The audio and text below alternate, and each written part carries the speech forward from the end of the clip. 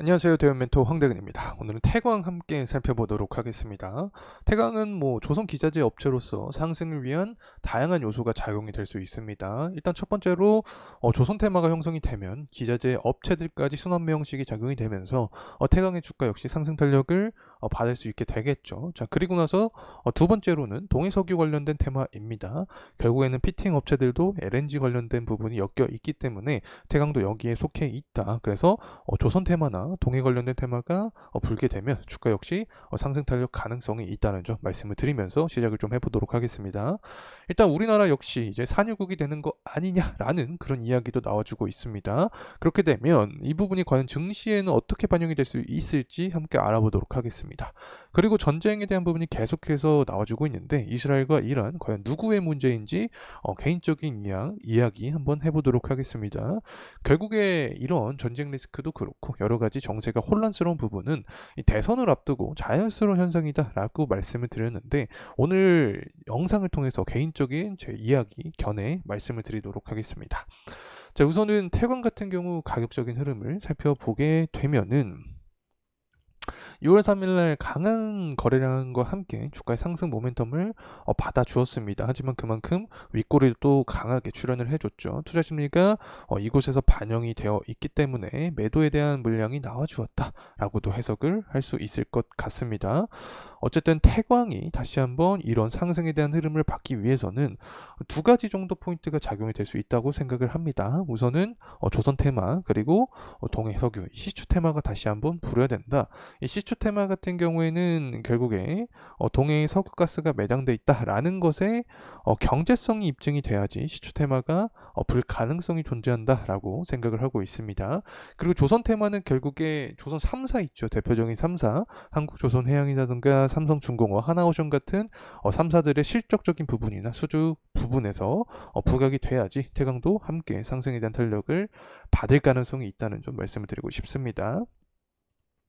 지금까지 태광의 이런 가격적인 흐름을 봤을 때 4월 18일 날 기록했던 저점 구간을 이탈하지 않으면서 재차 상승을 해주는 모습을 보여주고 있기 때문에 현재 가격 조정과 기간 조정이 나오더라도 이 구간을 이탈하지 않는 선에서 재차 상승하는 게 가장 이상적인 시나리오가 되지 않을까 생각을 하고 있습니다.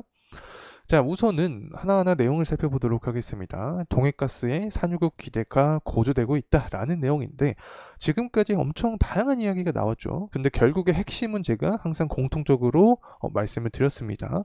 경제성과 이어져야 된다라고 설명을 드렸었죠. 이런 경제성에 대한 부분은 아직까지 시간이 좀 걸릴 수 있습니다. 확인을 하기 위해서는. 그래서 다가오는 이슈가 하나 더 존재한다. 이 부분은 바로 대선 관련된 전쟁 리스크다라고 설명을 드렸습니다. 일단 헤즈볼라가 이스라엘군을 좀 공격했다라는 또 이야기가 나와주고 있습니다. 서로 계속해서 싸우고 있는 거죠. 지난 시간에 제가 이런 말씀을 드렸지는 잘 모르겠지만 이스라엘군이 또 유엔의 학교를 공격했습니다. 그래서 먼저 좀 전쟁에 대한 의지를 표출해 준 경향이 있다. 자, 이렇게도 설명을 드렸었는데 양국이 계속해서 사실 정치적인 미국의 대선 이런 부분과 엮여주면서 11월 대선을 앞두고 계속 전쟁 리스크가 부각될 가능성이 있다고 생각을 합니다. 사실 전쟁에서 누가 잘했다, 누가 잘못했다라고 평가를 하긴 힘들죠. 그래서 기사 내용만 사실 보게 되면 이스라엘이 좀 더 긍정적이라 할 수 있을까요? 어쨌든 이스라엘을 좀 더 긍정적으로 평가하는 내용들이 많이 나오고 있는데 사실 전쟁에서 봤을 때 어떤 국가가 잘하는 국가다, 어떤 국가가 못된 국가다라고 평가하는 것은 좀 웃긴 이야기라고 생각을 합니다. 어쨌든 이렇게 되면 정세가 악화되면서 태광 같은 기자재 업체들은 유가가 상승할 때도 수혜를 받을 수 있는 종목이기 때문에 관련된 모멘텀이 나올 수 있다 이렇게 생각합니다.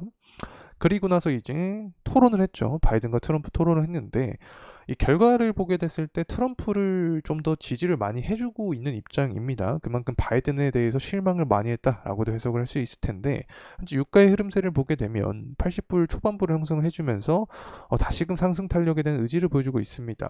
어쨌든 트럼프가 당선이 되면 전통 에너지 산업이 좋아질 확률이 높죠. 그리고 글로벌 정세가 악화되면 유가도 상승할 수 있기 때문에 LNG 수요도 증가한다. 그래서 태광 역시 상승 탄력을 받을 가능성이 있다라고 생각합니다. 특히 트럼프 같은 경우에는 통화 정책 완화를 좀 할 가능성이 높아집니다. 그럼 유동성이 들어올 수 있겠죠. 유가 역시 상승 탄력을 받을 수 있게 되는 거고, 이 최근 들어서 PCE 지표도 예상치에 부합한 모습을 보여줬습니다. 때문에 금리 인하된 기대감이 시장에 조금 더 지배적인 상황이다. 그래서 유동성 관점에서 원자재 시장에도 돈이 들어오게 되면 유가가 상승 탄력을 받을 수 있게 되고, LNG 수요도 증가를 하니까 태강 역시 주가에 긍정적인 모습을 받을 가능성이 존재한다라고 생각합니다. 자, 그리고 나서 이제 제조업 PMI 지표인데, 미국의 PMI 지표가 7월 1일 날 나오게 됩니다. 23시에 등장을 하죠. 만약에 예측치보다 높은 모습을 보여준다라고 하면 수요적인 측면에서 봤을 때 제조업에 대한 경제가 살아나니까 기름에 대한 수요도 증가를 한다. 그러면 유가가 상승하겠죠. 유가가 상승하게 되면 LNG 모멘텀을 받는 태강 같은 경우에 주가의 상승 흐름을 받을 가능성이 존재한다는 점을 말씀을 드리고 싶습니다. 자, 그리고 다시 돌아와서 가격적인 흐름세 함께 살펴보도록 하겠습니다. 뭐 사실 태광 같은 경우 재무적인 측면을 봤을 때 컨센이 좀 바뀌긴 했습니다. 올 상반기 뭐 1월 달 같은 경우 봤을 때 매출과 영업이익이 더 증가된 부분을 예상했었는데 1분기 실적의 기대보다 좀 좋지 못한 모습을 보여주면서 컨센 자체가 소폭 하락한 모습을 보여주고 있다. 자, 이렇게 해석을 할 수 있을 것 같습니다. 자, 태광 같은 경우 어쨌든 BPS 측면에서 제가 설명을 드렸던 기억이 납니다. 기업의 주당 순자산 가치죠. 이 부분이 22,000원 정도를 형성을 하고 있습니다. 그래서 현재 가격적인 부분과 비교를 했을 때 좀 괴리가 많이 나는 구간에 있다라고 설명을 드릴 수 있겠죠. 한 2배 가량 차이가 나는 구간이기 때문에 BPS 측면이 부각이 될 때 태강 역시 관련된 흐름으로 상승 가능성이 존재한다라고 생각을 하고 있습니다. 그리고 주봉으로 살펴보도록 하겠습니다. 현재 구간이 21선 구간에 속해 있죠. 윗꼬리가 이렇게 출현한 구간도 살펴보게 되면 결국에 61선과 121선 구간에 속해 있는 상황이기 때문에 주가가 상승 탄력을 받는다고 해도 61선과 이 121선 구간에 대한 돌파 여부가 중요하게 작용이 될 수 있다는 점 말씀을 드리고 싶습니다. 자, 이렇게 상승 탄력을 받기 위해서는 이 고유가 그리고 한 가지 더 고환율에 대한 기조가 지속이 되면서 태강의 주가 상승을 견인을 해야 된다. 그리고 이러한 부분은 하반기 정세가 악화되는 모습 그리고 전쟁이 일어나는 부분을 끝까지 추적을 할 필요가 있다는 점 말씀을 드립니다. 자, 이상으로 태강에 대한 영상 마무리하도록 하겠습니다. 감사합니다.